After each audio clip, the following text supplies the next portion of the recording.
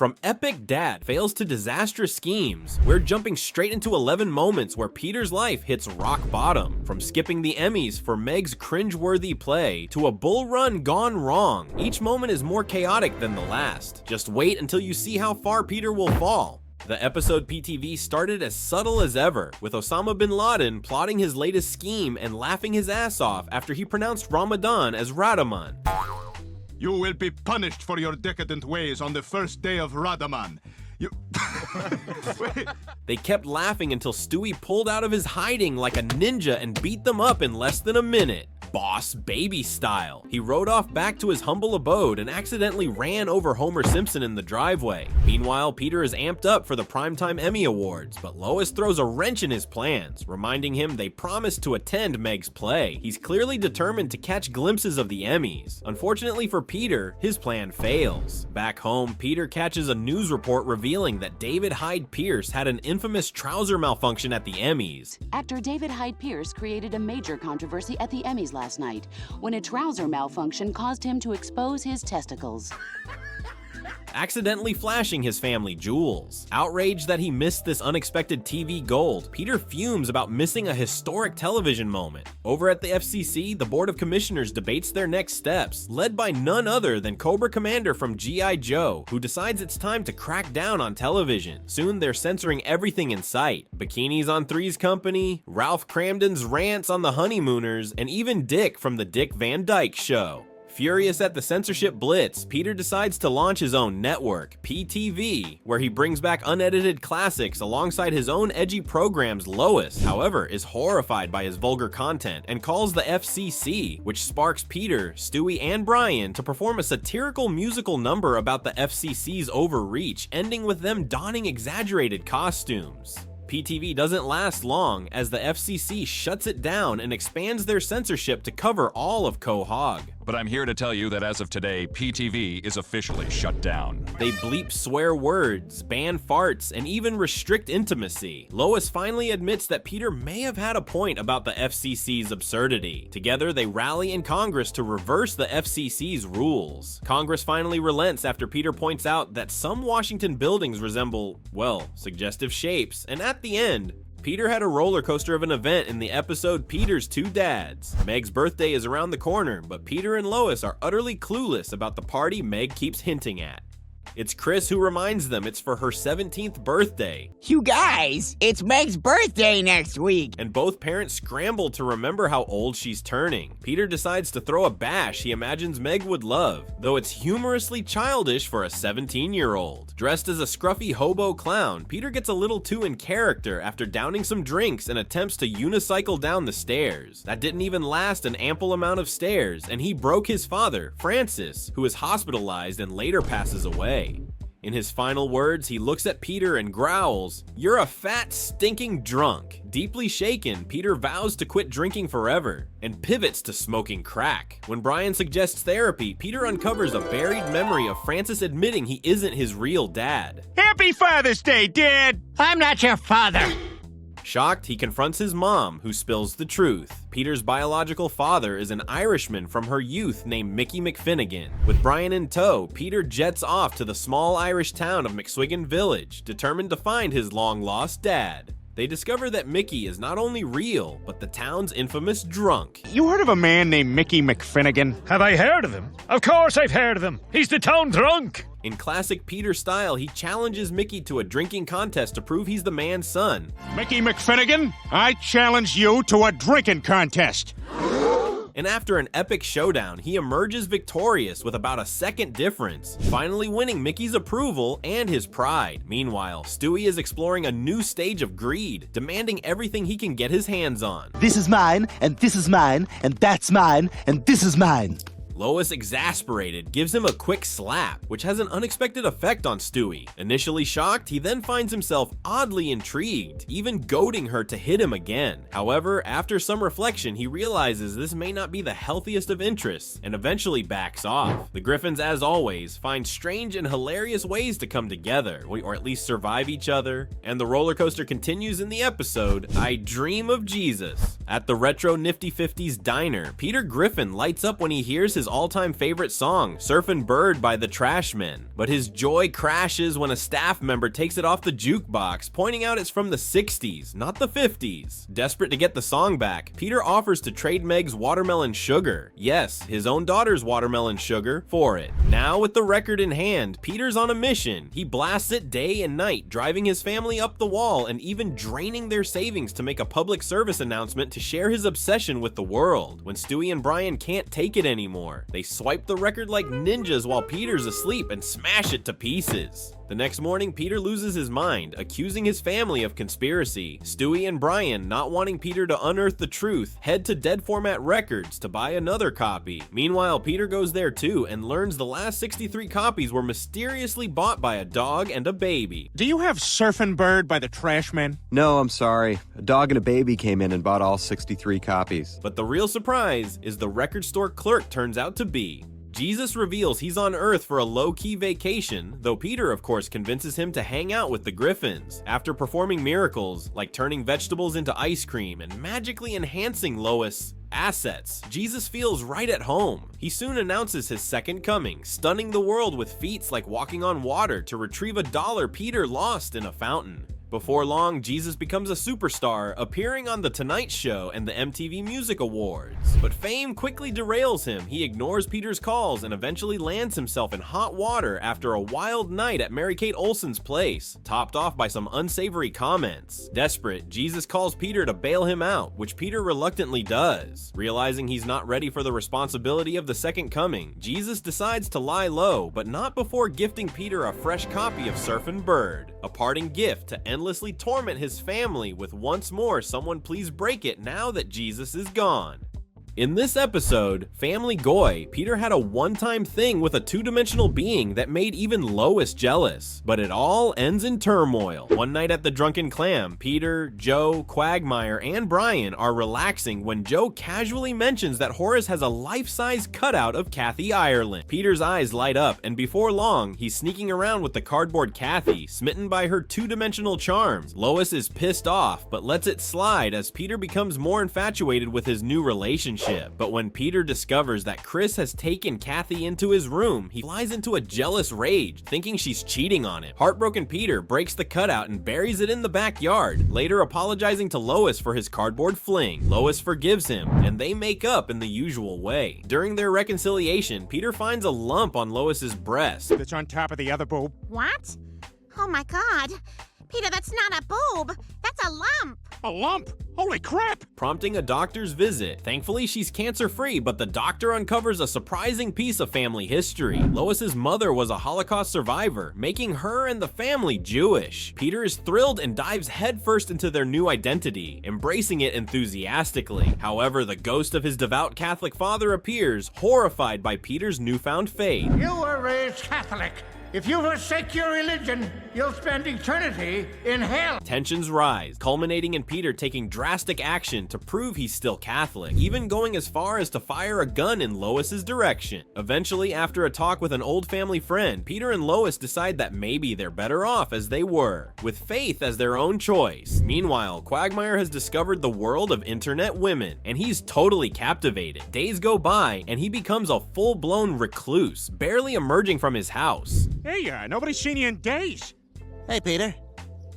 I've just been, checking out some of that internet porn. When the guys finally catch a glimpse of him again, he's sporting a noticeably overdeveloped left arm, the result of his, let's call it, newfound hobby. And then there were fewer, and yeah, that was the episode's name. Peter receives an invitation to a dinner party in his honor, and the Griffins head to an eerie mansion on a stormy island. Upon arriving, they're joined by other guests, each claiming the dinner is in their honor too. The group enters the mansion, led by Consuela, the stoic maid, to the dining room. Their host is none other than actor James Woods, along with his girlfriend Priscilla. Woods declares he's a born-again Christian, hoping to make amends for his past wrongs. As they settle in, Quagmire's new girlfriend Stephanie is suddenly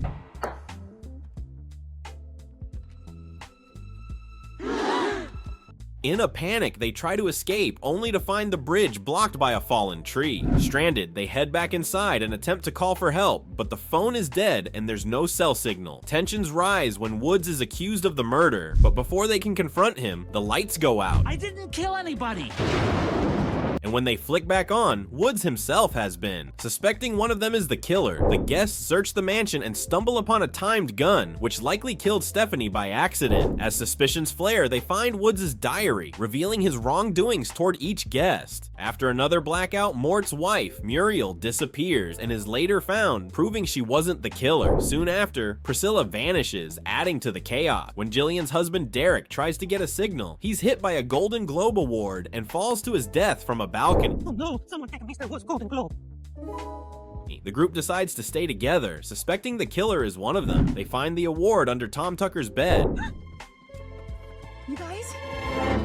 And then Priscilla's body is discovered in a vent, making Tom the prime suspect. He bolts, chased through the mansion as chaos ensues. In the morning, the police arrive and arrest Tom, but Lois, packing to leave, confides in Diane Simmons, who reveals herself as the true killer. Bitter over losing her job and Woods' rejection, Diane had plotted the entire night's bloodshed to frame Tom. Taking Lois hostage, she leads her to a cliff's edge, ready to finish her, but a mysterious shot rings out. Diane tumbles off the cliff, dead. Shot by Stewie from a window, who grins and declares that only he will ever have the right to finish Lois. If anybody's gonna take that bitch down, it's gonna be me. A storm hits, and it hits Peter the most, and I tell you, it wasn't physical at all. Let's go into the episode Seahorse Seashell Party. A hurricane traps the Griffins inside, leaving the TV out and boredom at an all-time high. Brian, feeling stir-crazy, decides to escape reality with some psychedelic mushroom. Meanwhile, the rest of the family keeps themselves busy by, well, mocking Meg. As Brian's trip kicks in, he starts hallucinating wildly and even tries to slice off his own ear. Stewie, ever the intrigued observer, follows him outside, quickly stepping in to patch up Brian and guide him through his bizarre over-the-moon journey. Back inside, Peter hums the theme to Indiana Jones and the Last Crusade when Meg opens a soda can, setting off Peter's irritation. This time, Meg snaps back, calling out his hypocrisy. Lois and Chris jump in, only for Meg to turn her sights on them too. She doesn't hold back, pointing out Lois's insecurities and the endless criticisms she endures, even questioning if she wants to stick around the family once she turns 18. And honestly, when I turn 18,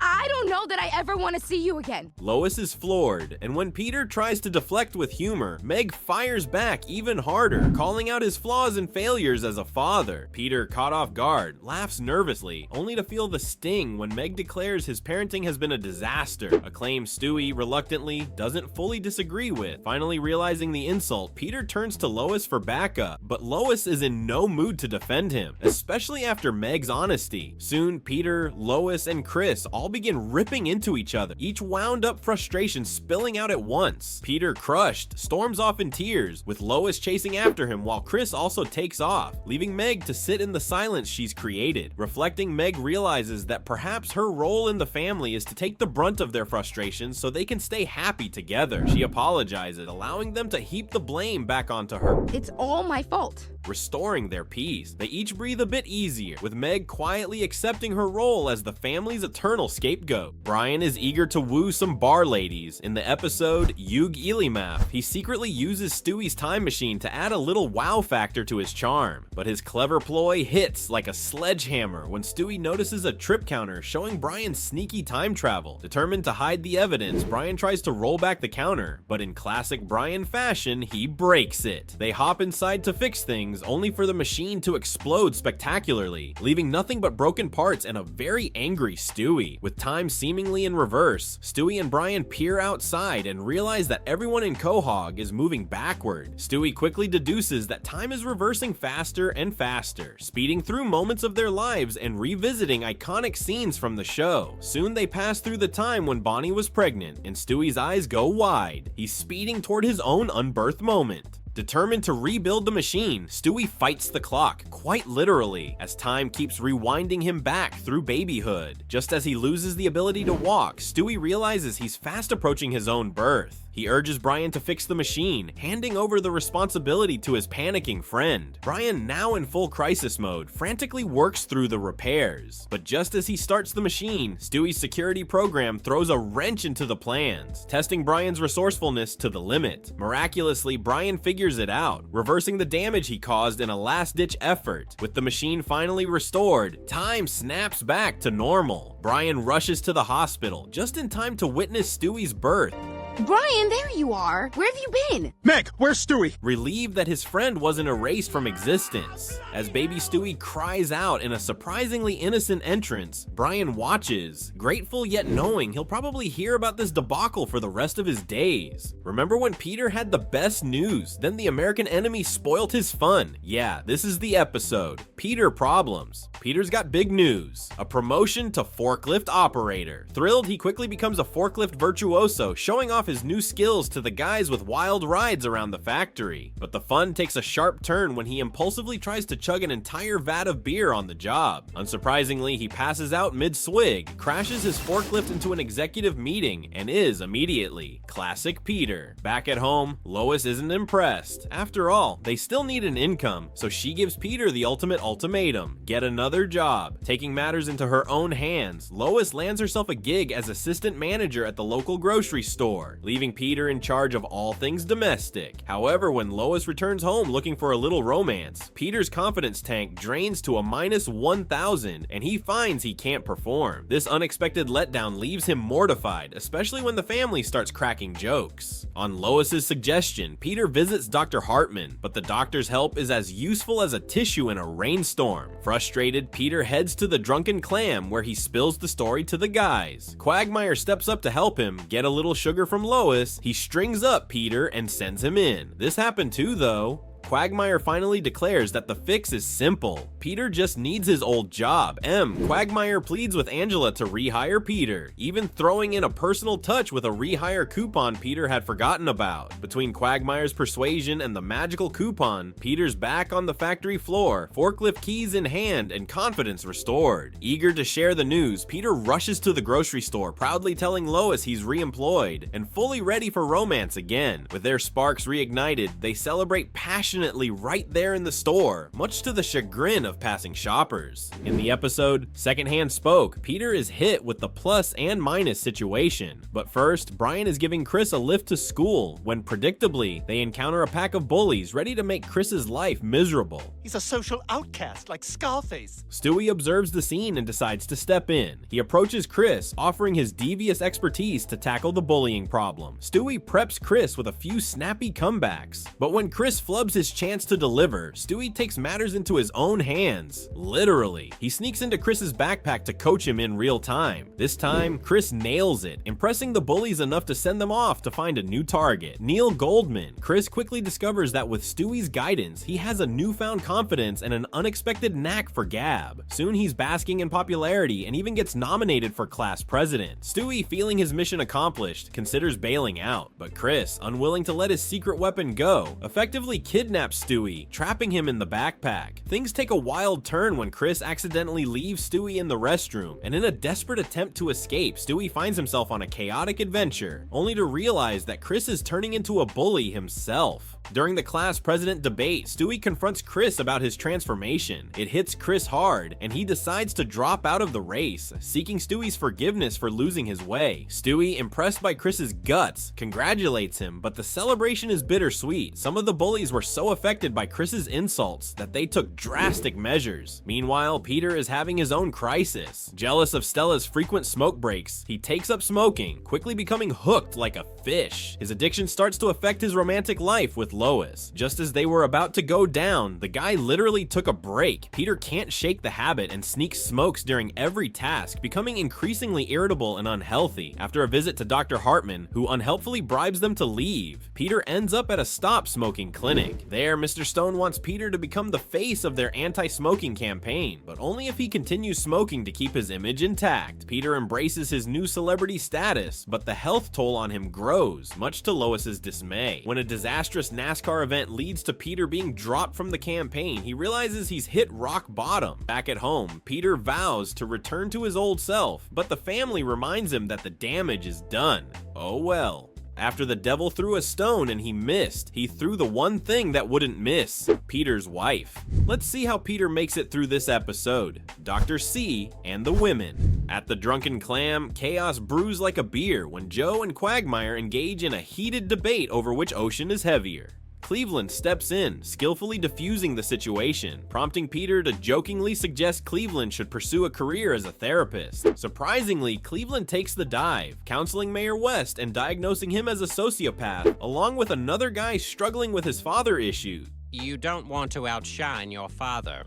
Oh my god. Back at home, Peter faces the wrath of Lois, who's fed up with his lack of engagement. Wait, was he beating his meat? Damn. He suggests that she chat with Cleveland. However, during her session, Lois learns that the real culprit for their marital woes is none other than Peter himself. Confused and defensive, Peter struggles to accept this revelation until Lois points out that his absence is the root of their problems. She attempts to teach him how to do laundry and even tries to join him on the golf course, but Peter is increasingly frustrated. Feeling pushed to the edge, Peter considers spilling the beans to Donna about Cleveland's embarrassing escapade with a stripper at his bachelor party. When he finally confronts Cleveland, it backfires spectacularly, sending his friend into a panic. Later, Donna calls Lois, worried because Cleveland hasn't been seen in 2 days. And Donna says she hasn't seen him for 2 days.